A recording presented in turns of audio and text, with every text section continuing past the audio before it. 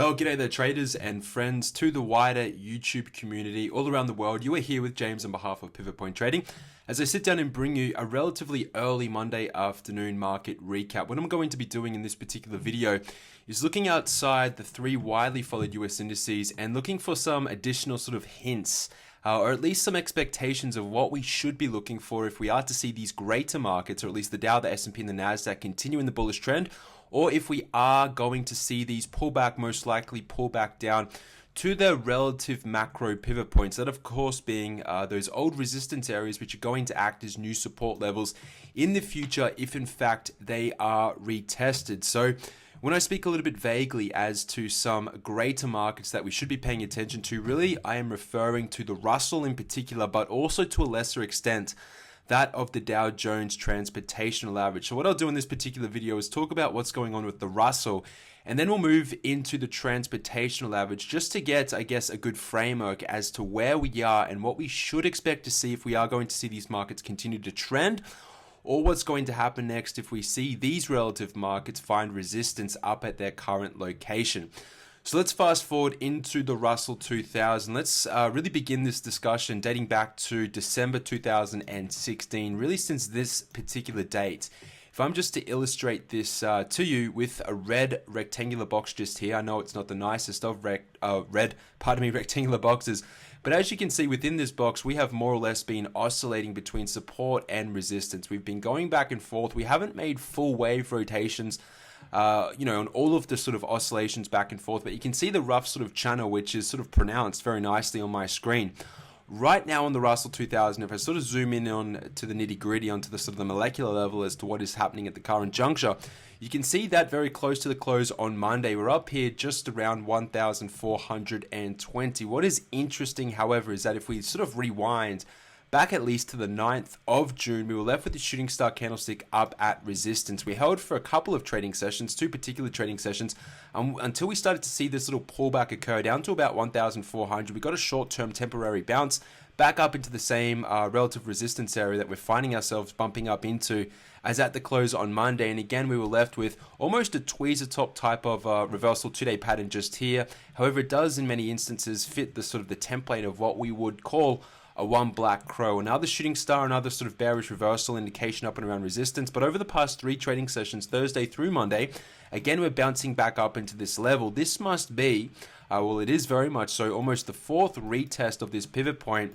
within the last month's worth of trading. Now, this is telling us a very interesting story, at least in terms of sentiment. You need to understand just what is going on around this upper resistance area.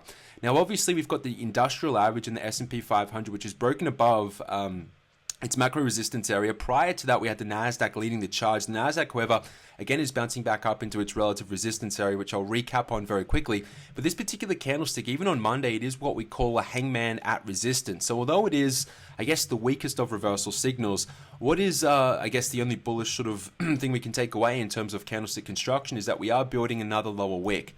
Okay, which does indicate, continued buying pressure. So it's very simple in terms of what to look out for the Russell 2000. Again, this is breaking down, or at least sort of more so encompassing 2,000 stocks. We're talking more so about market breadth at the moment, or in other words, market internals, whether or not they are positive or negative. It's really going to be determined as to what happens around this pivot point just here. So we can say to ourselves, look, if the Russell 2000 can break above this particular candlestick, and I'll highlight it on my screen, this is dating back to June 9th, get above this upper week, which indicates selling pressure. You can see my trigger anyway on my screen up here, 1,437.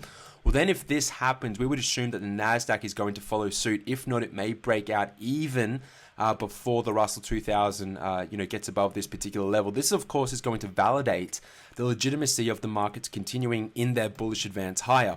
Now, again, just to zoom out and to show you this, we are stuck in a channel. So being neutral and buying as sort of bidirectional, or remaining as bidirectional as possible, we obviously need to observe the simple fact that when we come up to resistance, and if we do not overcome it, well, then we'll be looking at ultimately another wave rotation back down to support. Now, this doesn't mean that of an intermediate or a macro reversal. This is just the channel consolidation, which I've drawn to you, or at least, sort of highlighted to you since December 2016, just continuing.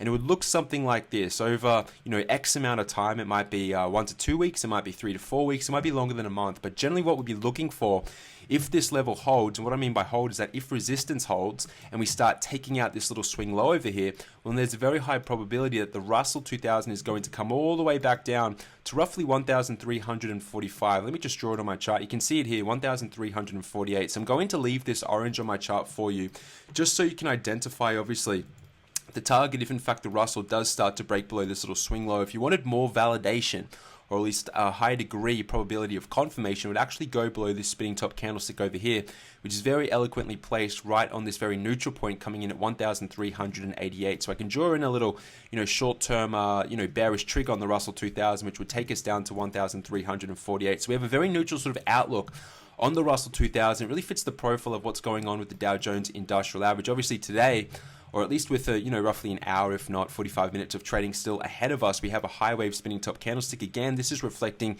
indecision in the marketplace. We've pulled back, we've closed the gap. I was speaking about this over the weekend. It does look like the continuation of what we would assume to be a bull flag, and again, it fits the nature and I guess the location of where we'd expect a bull flag to continue. Again, pulling back into those rising 10 exponential moving average, and again, still holding above the 20 and the 50. So all things look relatively well.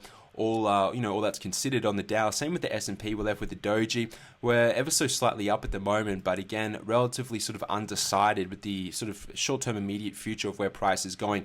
If we do see these pullbacks, it's most likely going to align with the Russell 2000. So you can see these green boxes on my screen. They're here for a reason. I spoke about this over the weekend in the analysis class, but please pay attention to what's going on the Russell 2000. It is very, very important.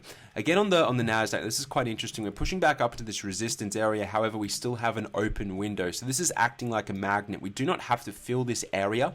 We do not have to fill. Let me just change the template so I have a blank screen.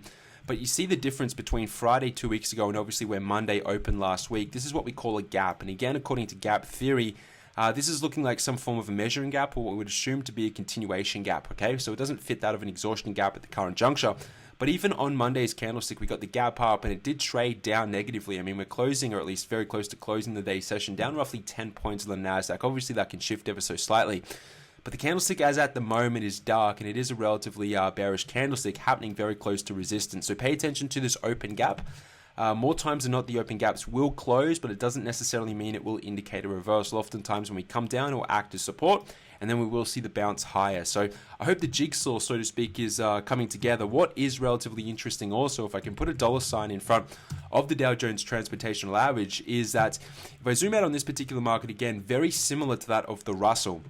You can see also, if I just draw again a very similar rectangular box on my screen, the red illustration just here, you can see the natural wave oscillations going on between resistance and support. Obviously, we haven't made full wave cycles all the way up to resistance. We've sort of plateaued a little bit at the halfway point. We sort of call this no man's land. But obviously at the moment, and really since about mid-May, we've gone parabolic off support back up into this resistance area. As at the current juncture right now on Monday's candlestick, being ever so slightly or very close to the proximity of this upper resistance area, coming in about 9,560. You can see we've got an engulfing candlestick. This occurred about 2 weeks ago. Then last week we have a one black crow. Okay, this was the difference between Monday and Tuesday's trading session. And then again, the first day on Monday, we have under construction at the moment another shooting star candlestick at resistance. So the candlesticks are the first type of, analysis technique that we can apply that are going to indicate the early signals of either a trend continuation or that of a reversal. At the moment, the candlesticks are sort of, ushering in a little bit of caution and saying, hey, beware. It looks like resistance is continuing to hold. If I have a look at some of these oscillating indicators as well, you can see that we are technically starting to get some sell signals too.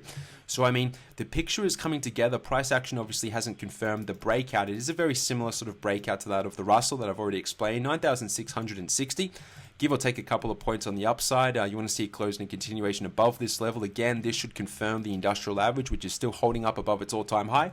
And on the downside, if we can break below these two swing lows over here, these two consecutive higher lows, coming in at about 9,160. We should see at a bare minimum, so to speak, the transportational average coming back down to about 8,900. So again, these are the two golden keys that you should be looking for. The markets at the moment, again, are still relatively healthy. They are constructively bullish.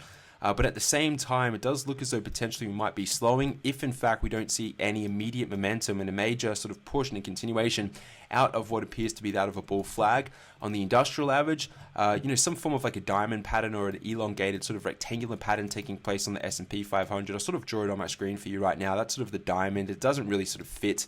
It's not the nicest of diamonds, so to speak. It's more so a wider sort of range stair-step pattern at the moment. And again, in terms of time frame, it is sort of, pushing the limits of what we would expect a stair-step to actually take up.